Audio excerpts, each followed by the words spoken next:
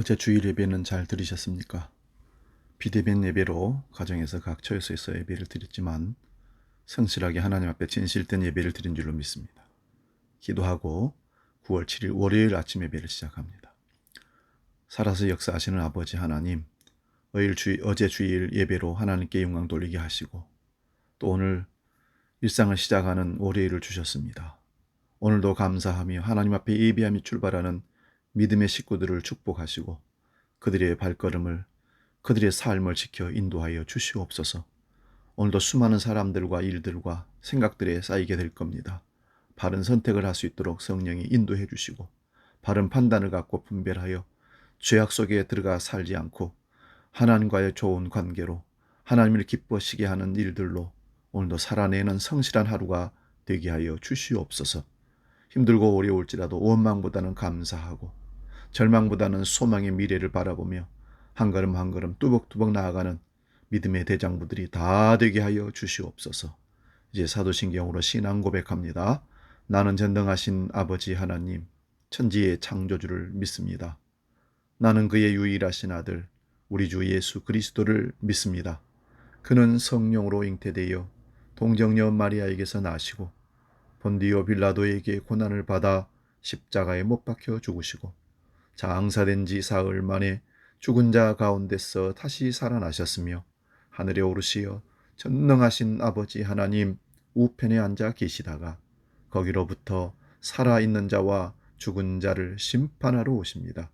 나는 성령을 믿으며 거룩한 공교회와 성도의 교제와 죄를 용서받는 것과 몸의 부활과 영생을 믿습니다.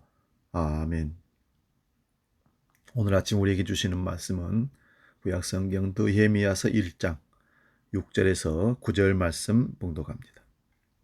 이 말씀 봉독할 때에 살아계신 하나님의 음성을 들으시기 바랍니다. 구약성경 727면에 있습니다. 느헤미야 1장 6절에서 9절 말씀입니다. 봉독합니다. 이제 종이 주의 종들인 이스라엘 자손을 위하여 주야로 기도하오며 우리 이스라엘 자손이 주께 범죄한 죄들을 자복하오니 주는 귀를 기울이시며 눈을 여시사 종의 기도를 들으시옵소서. 나와 내 아버지의 집이 범죄하여 주를 향하여 크게 악을 행하여 주께서 주의 종 모세에게 명령하신 계명과 율례와 규례를 지키지 아니하였나이다. 옛적에 주께서 주의 종 모세에게 명령하여 이르시되 만일 너희가 범죄하면 내가 너희를 여러 나라 가운데 흩을 것이요 만일 내게로 돌아와 내 계명을 지켜 행하면 너희 쫓긴 자가 하늘 끝에 있을지라도 내가 거기서부터 그들을 모아 내 이름을 두려고 택한 곳에 돌아오게 하리라 하신 말씀을 이제 청하건대 기억하옵소서. 아멘. 봉독한 말씀으로 참된 회복은 회개에서 시작한다 하는 말씀으로 함께 은혜를 나눕니다. 참된 회복은 참된 회개에서 시작합니다. 하나님은 관계를 통해서 일하시고 관계를 통해서 역사하십니다. 그래서 성경에는 하나님과 우리 관계를 표현하는 말들이 참 많이 등장하는데요. 구약 성경에는 대표적으로 나는 너희의 하나님이 되고 너희는 내 백성이 되리라 말씀합니다. 신약 성경에도 바울 사도가 이 말을 자주 썼는데요. In Christ, 주 안에서라는 표현이 자주 등장합니다. 바울 서신에 빼놓을 수 없는 중요한 표현이죠. 예수님께서 하신 말씀 속에도 내가 너희 안에 너희가 내 안에 라는 표현을 사용하십니다. 수년 전에 유명한 드라마 대사 중에 이런 말이 등장하여서 사람들에게 반향을 일으키기도 했습니다. 내 안에 너 있다. 여러분 이 대사는 사람들에게서 나온 것이 아니라 사실은 주님이 하시는 말씀이죠. 너희가 내 안에, 내가 너희 안에 이 표현에서 나온 거죠. 하나님과의 우리의 관계를 설명하는 또 다른 표현은 아버지와 아들의 관계, 부모와 자녀의 관계로 표현합니다. 우리가 잘 아는 비유 중에 누가복음 15장의 탕자 비유는 하나님과 우리의 사이를 아버지와 아들의 관계로 표현하면서 하나님 아버지의 사랑이 얼마나 큰지를 잘 보여줍니다. 요한복음 1장 12절에서는 영접하는 자 곧 그 이름을 믿는 자들에게는 하나님의 자녀가 되는 권세를 주셨느니라. 물론 여기는 자녀의 권세라는 것은 자녀라고 볼 수 있습니다. 자녀가 아버지의 유산을 상속할 수 있고요. 아버지의 힘을 활용할 수 있는 권한이 자녀이기 때문에 줄 수 있는 겁니다. 우리가 예수님을 믿으면 하나님의 자녀가 된다는 말씀, 제자들이 우리에게도 기도를 가르쳐 주셔서 어느 날 예수님께 간청을 했을 때 예수님이 주기도를 가르쳐 주셨지 않습니까? 그때 시작하는 주기도의 첫 말씀이 하늘에 계신 우리 아버지여 이렇게 시작합니다. 다른 이방의 신들과 달리 하늘에 계신 하나님을 향해서 아버지라고 부르라고 합니다. 그만큼 하나님께서는 우리와의 관계를 아버지와 아들의 자녀의 관계인 만큼 가까이 하기를 원하십니다. 여기서 끝이 아닙니다. 하나님과 우리 사이의 관계를 그 극치를 보여주는 관계가 부부관계입니다. 호세아서에서 호세아와 고멜 사이를 하나님과 인간의 관계로 해석해서 말씀하시기도 하죠. 또 예수님을 신랑 되신 예수님이라고 부릅니다. 그래서 우리는 부부관계로 하나님 관계로 표현되는 경우도 많습니다. 우리는 그의 신부, 그래서 부부 사이만큼 여러분 좋은 관계가 세상에 어디 있겠습니까? 가장 가까운, 그래서 일촌도 아니고 무촌 사이가 부부관계 아니겠습니까? 그것도 신혼부부 관계처럼 결혼관계로 표현을 사용하십니다. 하나님은 그만큼 관계를 중요시한다는 반증입니다. 그런데 사단은 그 관계를 질투하고 시기하여서 깨뜨리려고 계속 사람들을 유혹합니다. 아담과 하와가 그 유혹에 넘어가서 결국 하나님과의 관계가 파탄남으로 말미암아 에덴 동산에서 쫓겨나고, 그 이후에 사탄은 끊임없이 아담 이후에 우리 모든 후예들에게 유혹을 가지고 찾아와서 우리를 넘어뜨리고 하나님과의 관계를 깨뜨리고 그래서 죄에 짓게 만듭니다. 아담과 하와 이후 인류의 역사를 돌이켜보면 언제나 동일한 수단으로 사용합니다. 그런데 우리 인간들은 계속 당합니다. 이런 죄에 대해서 하나님께서는 그 죄를 해결할 수 있는 은혜의 방편을 두셨는데 그게 바로 회개라는 통로입니다. 예수님께서 우리의 모든 죄를 대신해 십자가에 죽으시고 죄값을 치르셨습니다. 누구든지 예수님을 의지해서 회개하며 기도하면, 아버지 앞에 돌아와서 기도하면 모든 죄를 용서해 주신다 약속하셨습니다. 그래서 회개는 회복을 위한 첫걸음입니다. 오늘 이 말씀을 꼭 기억하시기 바랍니다. 참된 회복은 참된 회개에서 시작됩니다. 주님께서는 연약한 우리에게 구하라, 찾으라, 두드리라, 간구하라고 우리에게 말씀하셨습니다. 그러면 구하고 찾아지고 열린다고 말씀하십니다.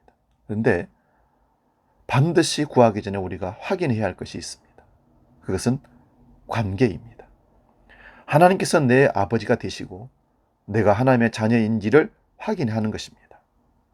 관계가 깨뜨려져 있는 상태에서, 다시 말하면 하나님과 우리 사이에 죄가 있는데 회개가 되지 않은 상태에서 달라고 구하고 찾고 두드린다고 주시지 않다는 얘기입니다.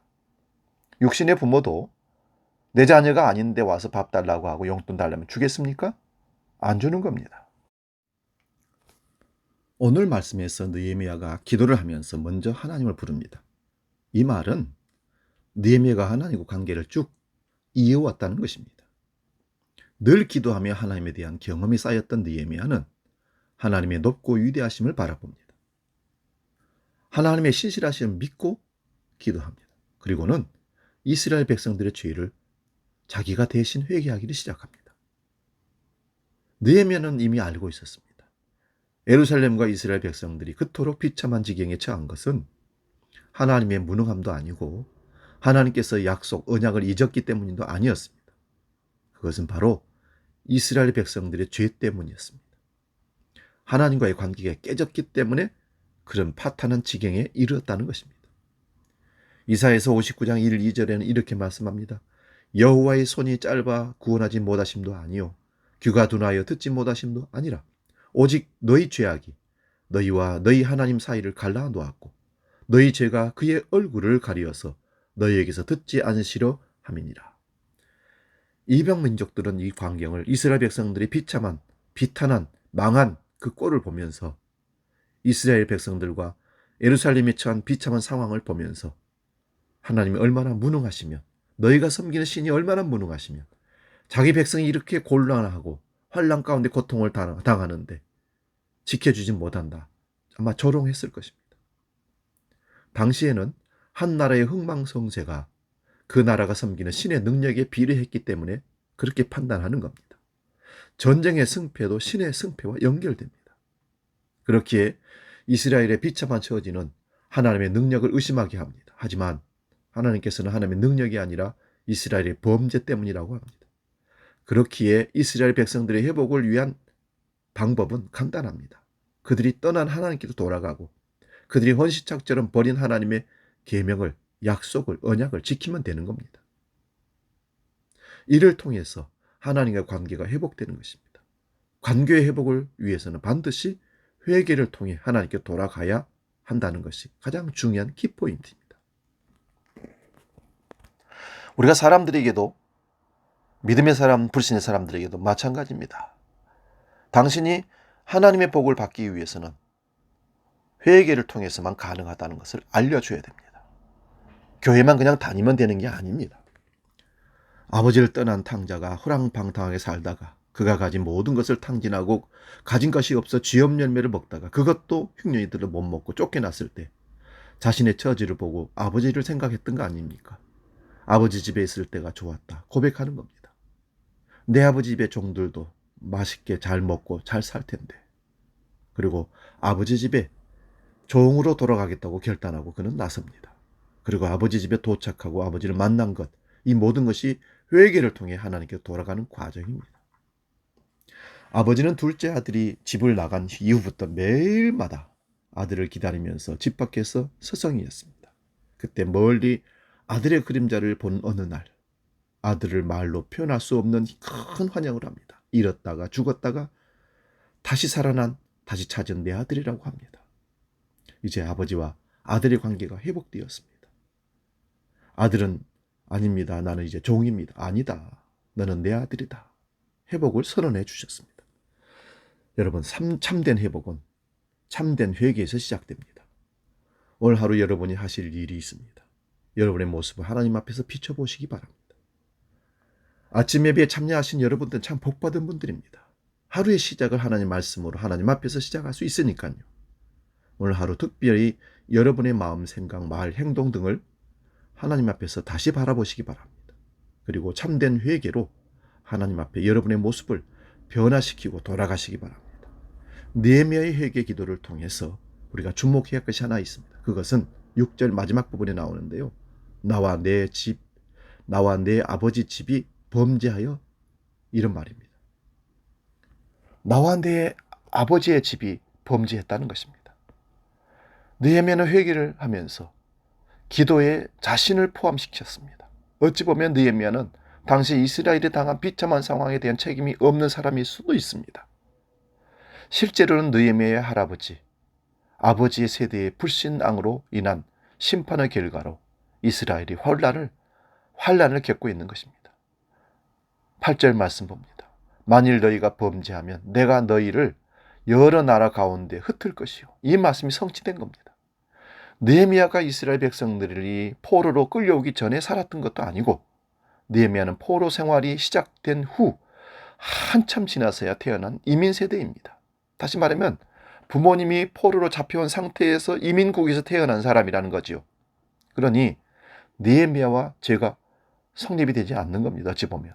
하지만 느헤미야는 민족의 그 아픔을 자신의 죄로 고백합니다. 이것이 느헤미야의 기도에서 주목할 것입니다. 이것이 항상 잘못이 아니라고 빠져나가려고 하는 세상 지도자와 하나님께서 세우신 지도자의 다른 점입니다. 나라의 경제, 정치, 사회가 이렇게 어려운 가운데, 코로나 사태 가운데 교회가 우리의 책임입니다. 고개를 숙이는 것 당연합니다. 그런데 아직도 남의 탓을 하고 누가 잘못해서 이렇게 되었다고 하고 거기서 고개 숙이지 못하고 순교하겠다고 협박을 하고 남 탓하는 모습을 보면서 대실망을 하고 있습니다. 그런데 이런 모습을 보면서 우리가 흔히 하는 말들 속에 자신은 아무 잘못이 없다고 생각하고 비난을 잘합니다. 교회 안에서도 마찬가지입니다. 가장 큰 은사가 사랑이라고 했습니다. 사랑은 허물을 덮어주는 것이라 했습니다. 그런데 남의 잘못을 지적하고 비난하는 일에 열심을 내는 분들이 있습니다. 교회의 아픔을 보면서 그 속에서 내가 포함된다면 그 사람은 비난보다는 기도할 것입니다. 아마 여러분, 교회를 세상 사람과 똑같이 나서서 욕하지 않아도 이미 욕을 엄청 먹고 있습니다.